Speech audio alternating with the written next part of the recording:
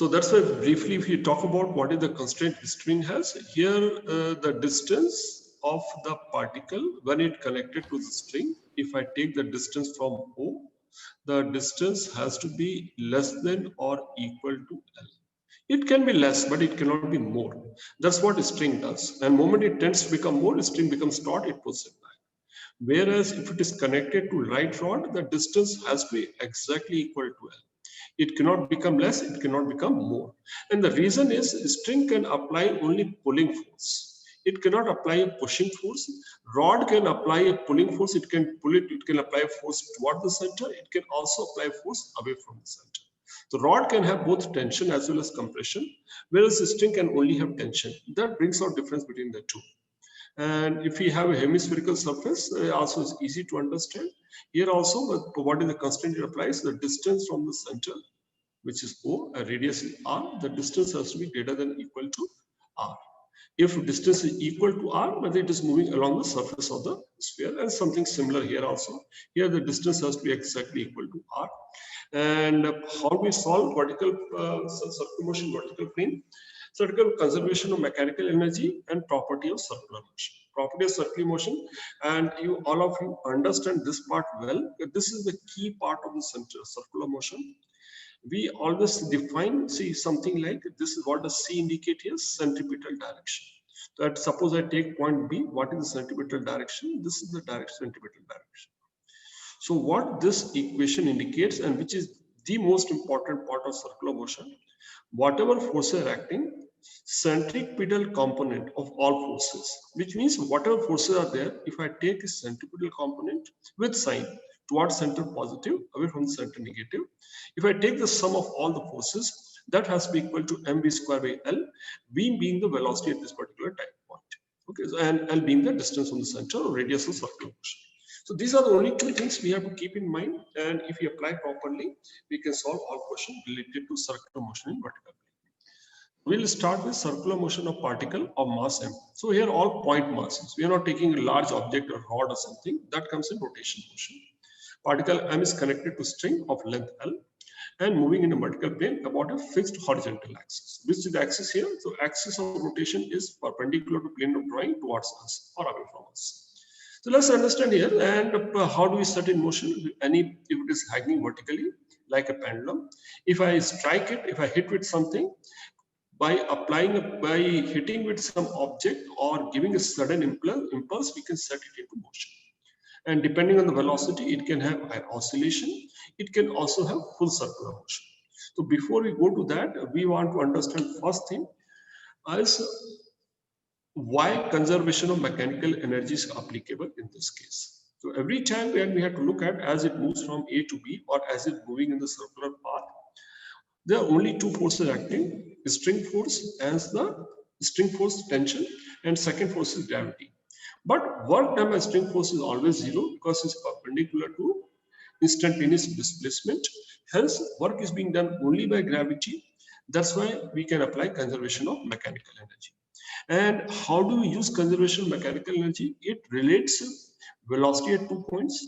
So whenever velocity at one point is known, at any other point, if position of other point is given, we can find out its velocity. So so if velocity at one point is known, then velocity at any other point can be obtained.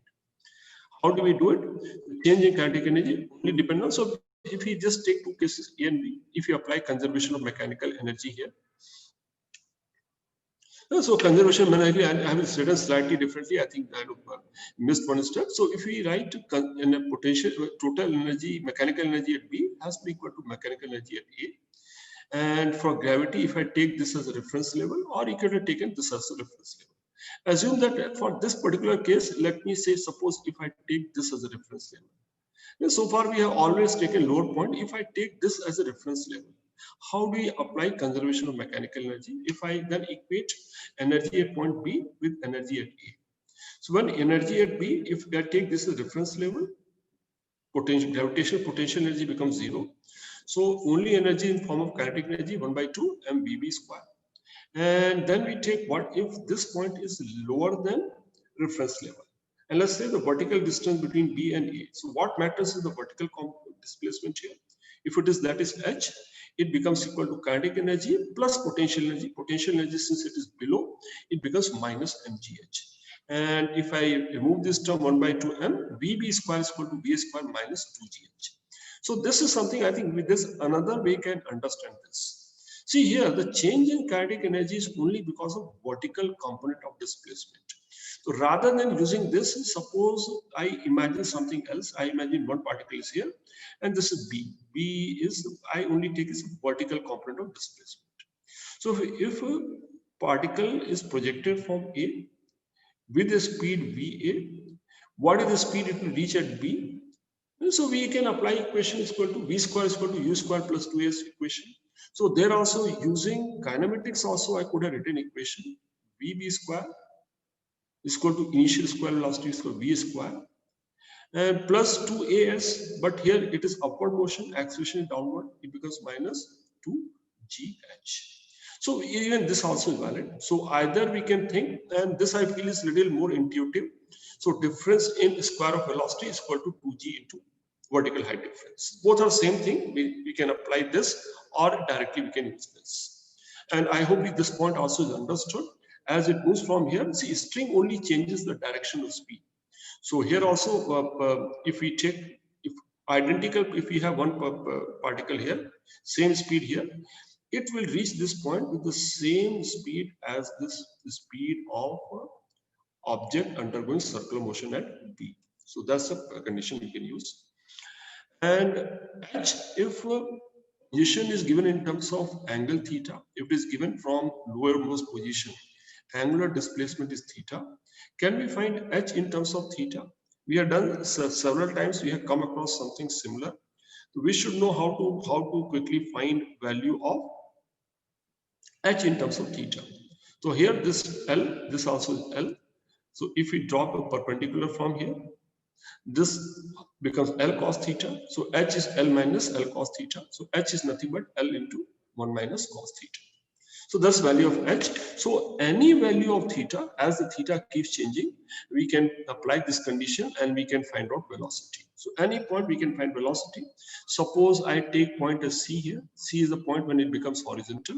In that case, what will happen? What would H be here? H will be equal to R. So it will become equal to VB square equal to V square minus 2 into G into R and so on and so forth. And if it completes full circular motion, here H become 2R. So all those things can be calculated. So let's look at some of the salient points here. The velocity of the lowest point. This is, suppose I take VA square is equal to 7GL. If I assume, let's discuss this something we can understand here. If this velocity is equal to root of 7GL or square of velocity is equal to 7GL here. When theta is 60 degree, when theta is 60 degree, H is becomes equal to, if for theta 60 degree, H will be equal to L by 2. So what would VB square be equal to? 7GL minus 2 into G into L by 2. So that will be equal to minus GL. It becomes equal to 6GL. So when it rises by height L by 2, from here from 7 it has become 6. When it comes to horizontal position, what is the velocity? If this is 7GL, what is the velocity when it reaches here?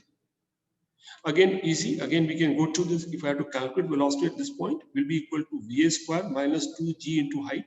VA square is equal to 7GL minus 2 into G. Height is equal to L.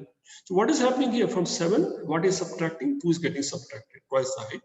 It becomes equal to 5GL. So whatever number, if this was N here, this has become 1 less. Here it has become 2 less. And suppose we take at the highest point, when one is passing to the highest point. In that case, this point, what the velocity will be? Again, VA square, 7GL minus 2 into G. Now height is 2L. So this term is 4. So 7 minus 4, it becomes 3. So if this velocity here is root NGL, it will become equal to minus 2 of that. It becomes minus 4 of that. There's no need to remember, but this is just to understand how as we keep going up, velocity will keep changing, and this is kind of change it will be. So rather than having 7GL, had it started with root 5GL, this would have at this point at 60 degree, it would have become root 4GL, root 3GL, and it will become root GL, 4 less. So when velocity at the bottom is root 7GL, at the top is root 3GL. When it is root 5GL, it will become root 3GL. So that's one part, finding velocity. Second thing, what is important is finding tension the string at different positions. So again, this also we can find tension in the string for different position if the speed at that point is known. So suppose I want to find tension at point B here. To find tension, I should know its position, of course, where the point B located. In addition to position, we should know the velocity at point B. So if velocity at particular point is known, tension can be found because tension and velocity are related. So tension will not only depend on angle theta, it will also depend on what is the speed at that point. For different speed, tension may differ. And how is this related? Simple property of circular motion. What is the property of circular motion? That's what we're going to use. I will already use conservation of mechanical energy. Now we use property of circular motion, and this will be valid as long as the string is tight, tension is non-zero, it is having circular motion. So in this case, again, since it is circular motion, I will use the direction centripetal direction, tangential direction. So let's in centripetal direction. So what does summation of FC mean? First, I'll mark all the forces. What are forces acting on the particle? Forces acting on the particle is T here, tension, and other force acting is mg. These are only two forces acting on the particle. Now we'll take the centripetal component. So what is the centripetal component here? P is already in that direction, and G is in the downward direction. If this angle is theta, this angle also becomes theta. So centripetal component of mg will be equal to minus mg cos theta. Reason it is minus, it is in the opposite direction. So if we take sum of the two, it becomes T minus mg cos theta. That will be equal to Fc. So that is equal to centripetal force is equal to mv square by L. So that's the equation. So if theta is known and velocity is known, we find this relationship. T becomes mv square by L plus mg cos theta. We have done it for a theta, which is acute angle, but this is also valid for all values of theta. What will happen? Moment this angle is something like this. Suppose there's some other point C, which is at an angle theta greater than 90 degree. In that case, what will happen? Let's look at this. If it is greater than 90 degree, we look at this term here. Since cos theta also will be greater, theta will be greater than 90, automatically sign of this term will change. This will become plus. In that case, so this equation, what you have written, is valid for all values of theta from 0 to 180 degree. Okay, automatically this is taken care of as long as theta is measured from lower vertical. From where are we measuring angle from? We are measuring from lower vertical. So we are taking zero position and when the pendulum is almost vertically downwards. So that's the reason and valid even for all values of theta. So T is equal to mg cos theta per mv square by L. So it relates at a particular instance tension with velocity at that same instance. These two things need to be known, and this can be found using conservation of mechanical energy. Okay, so with theta, how do we measure theta here? We have measured theta with respect to downward vertical and angular position, and because typically from here angular position will keep increasing as it keeps rotating. So when we look at this term here, let's look at this term, what happens as the theta keeps increasing. So we start going, it has certain speed here. So it has some tension at the lowermost point. How would the tension change as theta keeps increasing? Let's try and understand from here. As theta keeps increasing, we know it is two terms here. Cos theta is a decreasing function of theta. If you recall cos theta, how does the cos theta shape looks like? Cos theta shape is something like this, up to pi angle. So it's continuously it is reducing. So this term will keep reducing. How about next term here? So as theta keeps increasing, particle keeps going higher and higher. As it keeps going higher, V also keeps reducing. So as theta increases, this term also reduces, this term also reduces. Hence, tension will keep reducing, decreasing as it keeps going up higher and higher. And when would the tension be minimum, assuming that it completes full circular motion? Tension will be minimum at the highest point, maximum at the lowest point, and it continuously reduces from lowest point to the highest point, assuming it completes full circular motion. So these are two simple things so far what we have done. One is conservation mechanical energy to find if one point, conservation mechanical energy relates energy, it relates velocities at 2 points. Now, how are the velocities related? Velocity square of the velocity at the higher point is equal to square of the velocity at lower point minus 2g into height difference. That comes from conservation of mechanical energy. And how do we find tension? Tension we find from property of circular motion. Summation of centripetal forces is equal to mv square. Summation of centripetal component of all forces is equal to mv square by r, radius circle. Now, another thing, which is something I think many times is not well understood. What is the condition to complete a full vertical circular motion? You know, because a pendulum, what happens in case of pendulum? Pendulum also has a circular motion in vertical plane, but it never reaches the highest point. So what is the condition? And we know here, see, as we keep increasing BB represent B is the bottommost point. As we keep increasing theta, it will have theta value to maximum angle to which it can oscillate keeps increasing. So if VB is high enough, then only it will complete full circular motion. So it needs a particular minimum value of velocity at the bottom to complete one full circular motion, and that's what we are trying to find. And this is one of the important point of vertical circular motion. And we are talking which case here is still we are the case when it's connected to string. This is string connected here, and that's why only tension is acting. So let's find out what is the condition. Okay. So, to understand this part again, there is another way to understand as the particle moves here. What are the forces acting on the particle? There are two forces acting in the particle. Force applied by the string, tension force, plus gravity. And which force, if tension was not there, if only gravity acts, it has a parabolic path. So it means presence of tension alone makes a path circular. If tension is not there, the path becomes parabolic. So from indirectly what we understand from here, the moment tension becomes zero, moment string becomes slack, it will not have circular motion anymore, it will start having parabolic motion. So condition, so tension in the string makes circular motion possible. In absence of tension, only force acting on the particle will be gravity, and it will be a projectile or a straight line motion. That's what if gravity, there are two motions possible. Either it has to be parabolic motion or it has to be straight line vertical motion. So this is the point. Keeping this point in mind, we will find the condition for what is the condition for completion of circular motion, full vertical circular motion. So we understood tension is necessary in case of string. Tension becomes zero, it will not have circular motion. Second thing from previous slide also what we understood, as the particle moves up or as the theta keeps increasing from 0 to 180 degree, tension in the string keeps decreasing. So whatever tension, so suppose this particle, it has passed through this point of A, and then it has passed to point B, and this passed to point C. Between A, B, C, which point will the tension be minimum? So we understand here, as the theta, this will have minimum tension, this will have little more than that, this will also have more than that, this will have more than this. So as it's going up, tension keeps decreasing. So if I look at if it is completing full circle, which point will the tension be minimum? We already mentioned the tension will be minimum at the highest point. So if at this point tension is non-zero, it means tension is non-zero everywhere.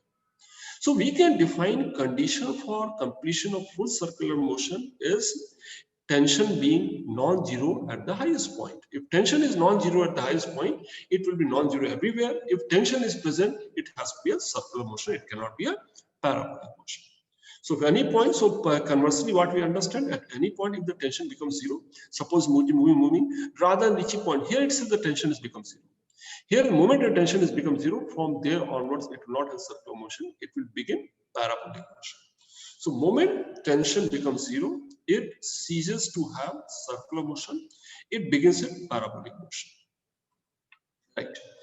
So if the tension is non-zero at the highest point, it will be non-zero everywhere else, thus ensuring complete circular motion. So that's the condition we arrived at. Let's formulate the condition. And again, I go back to the previous one. Previous case, we have calculated tension at angular displacement theta here. So, and we said the theta, it is valid for all values of theta, as long as it's measured from downward vertical. So what are the tension coming to? So we use that condition using applying this condition here. So let's go to the which position. Now we are concerned only at the top position. We are trying to make sure that this point the tension is non-zero. To non-zero condition, so let's take, we calculate by conservation mechanical energy. Let's say at this point velocity is Vp. If velocity is Vp, this is centripetal direction. I'll use this equation. What are the forces acting at this point here? Highest point. Let's mark the forces. Of course, if the string is down, the string tension will be acting, and mg will be acting at the highest point. So what are centripetal forces? Both are in the centripetal direction, so I can directly add it up. At the highest point, what is the centripetal sum of centripetal components? T plus mg, and that has to be equal to m into square of the velocity at this point divided by l. Okay, so indirectly, what are we doing here? We are calculating what is the speed which is necessary at the top, and from that we can calculate the speed at the bottom. So this is a condition. If it is completing circular motion, it means something means it is reaching at this point, it has having certain velocity. So when is minimum? What is the, when would Vp be minimum? Vp minimum is when the t is almost zero, little greater than zero. T is approaching zero. That's the time velocity Vp will be minimum. So we have indirectly, we are stating the condition for minimum velocity at the top for it to complete circular motion. From here we find Vp comes equal to root GL. So when velocity is exactly root GL, what does it imply? If it is exactly root GL, it means tension will become zero exactly at one point. Which point will the tension become zero?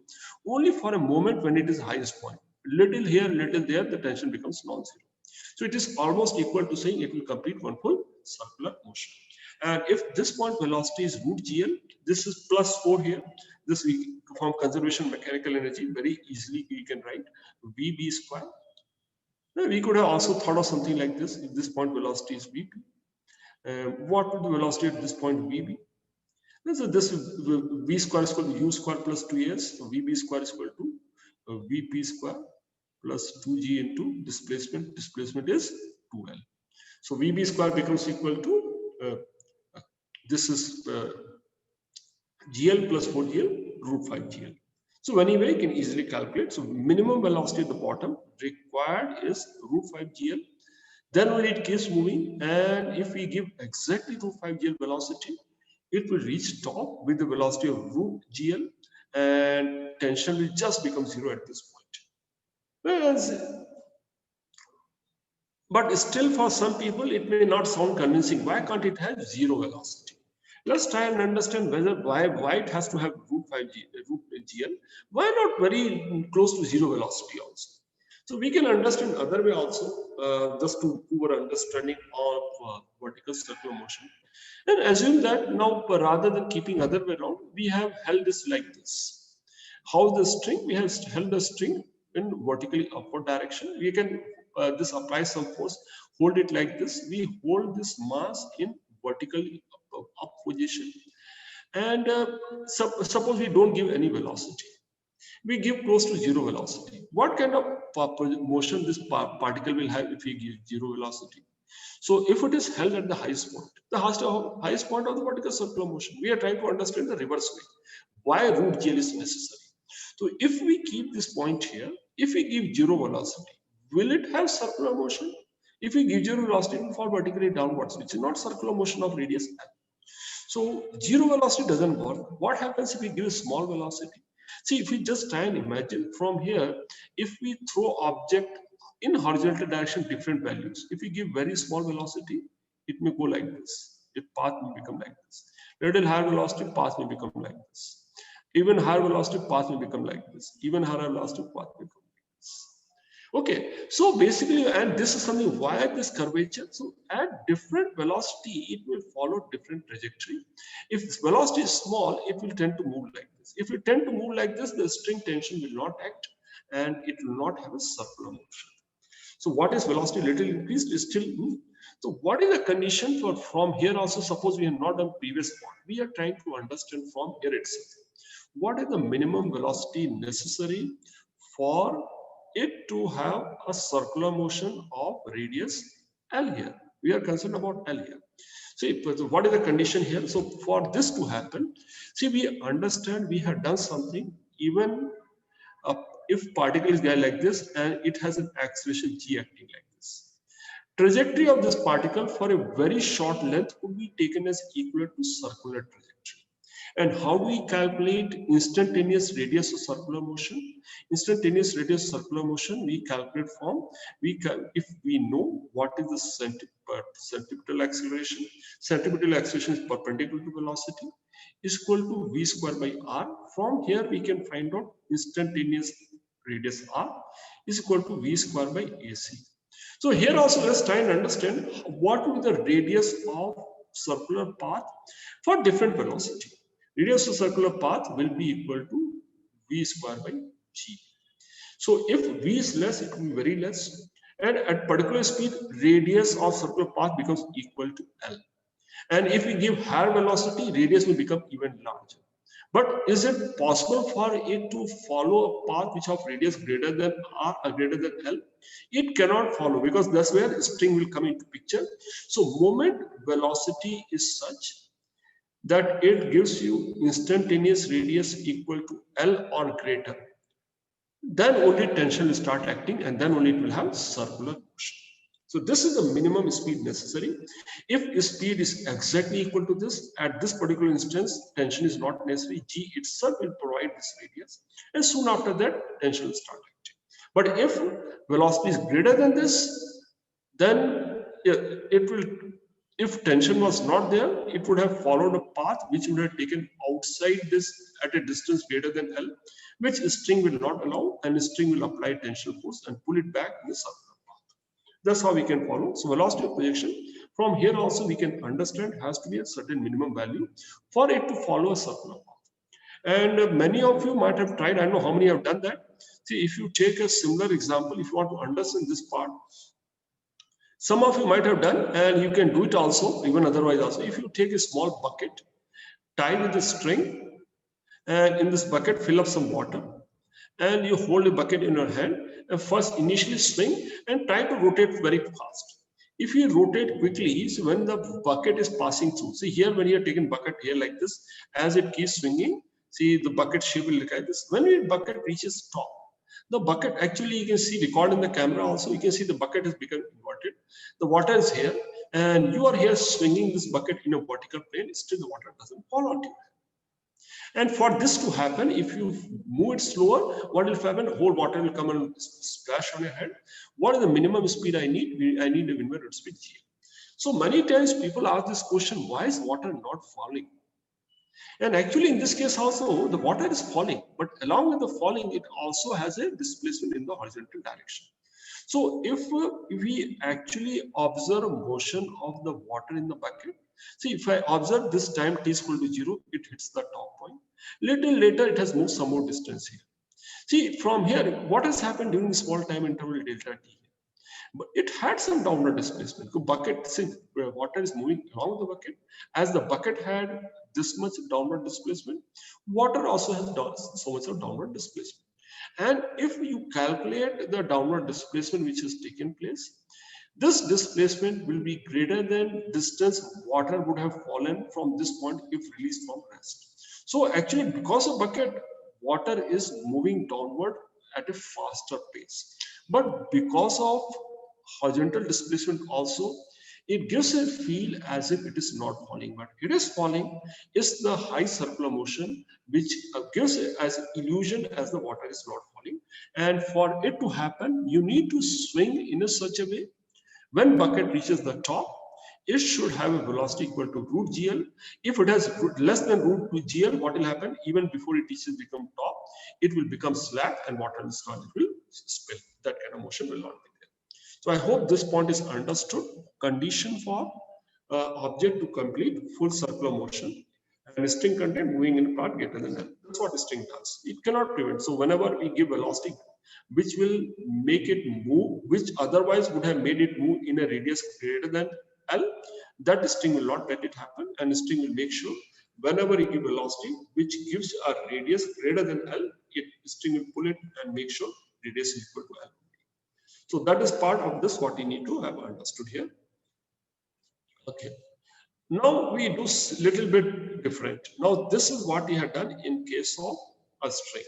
What I've done earlier, there was a string here. Now suppose at the highest point, rather than having a string, so we understood if there was a string here, We need a minimum velocity. And at this point, if we remove external forces, this is not in the state of equilibrium, it can fall. Yes, it will either, if you give a velocity less than, if you give zero velocity, it will go like this. If you give less velocity, it will go like this. Now I'll replace the string with a light rod. Let's understand what happens if it is light rod. Now this is light rod. Now, first of all, at this particular point, is it unlike previous case? If I release it, no other force is acting other than gravity in the rod. If rod is perfectly vertical, unlike previous case, it stays in equilibrium, it doesn't have a downward motion. So rod, because rod is pushing it now. Unlike a string could not have pushed. A string can only pull. Rod can exert a pushing force when rod is exactly vertical. It will exert a pushing force equal to mg and will create this object at rest. But momenting a small velocity, if the rod, even for a very small velocity, if it moves, it can only move in a circular path. It cannot have a path like this. So what is the minimum velocity I need at the top for it to have circular motion? Little greater than zero. If we give a small nudge also, it will start moving. And since constraint is such, whenever it moves, it has to move in a path of radius L, it will have a circular motion. The reason it is possible, unlike a string, rod can also exert a pushing force as well as pulling force. The rod will other end, so that if it rotatable is part and give negligible from top position. So in this case, what is the minimum velocity we need at the top? It's just little close to 0 plus. If this is 0 plus, minimum velocity we need at the bottom is equal to root 4 GL for an object which is connected to a light rod. So in case of string, root 5 GL, in case of light rod, root 4 GL. And I hope all of you understood why these two are different. We take third case. This is another case we take, not light rod. We have taken in this case, there is a pipe kind of thing. This unit is like a water pipe. Only thing is a metal smooth pipe of circular cross section, and pipe is kept in a vertical plane. And somehow there's some opening, and we have inserted so this is a pipe of inner radius r. And basically, this is a thin pipe, so inner outer radius are almost similar. And if we keep it vertical, if we place a small mass m, which is very snugly fit into the pipe, if it is kept vertically here, it will in the state of unstable equilibrium. Any small motion will start moving. So, and it will move only in the circular path. So even a very small velocity, the path followed by it is circular. So here also minimum speed, what is required is close to 0. And why is similar to rod? Because in this case, there's inner surface and there's outer surface. So both the surfaces can exert normal reaction. But at a time, it will be in touch with only one surface. When it is kept in the top, it is kept in touch with the inner surface, and inner surface is exerting a pushing force similar to rod. And when it moves fast and when it is trying to fly away, yes, outer surface also can exert. So similar to rod, inner surface can exert pushing force, outer surface can exert pulling force. Both the forces can be exerted. So here also motion is similar to motion of particle with light rod. Here also outer and inner surfaces can apply opposite forces. So here also minimum speed at the bottom. So suppose if I have vertical ring here, like a hula ring with a hollow, and we have an object which can slip without friction. What is the minimum velocity I need to give at bottom so that it reaches the top? Minimum velocity required is root 4 GR here. Okay.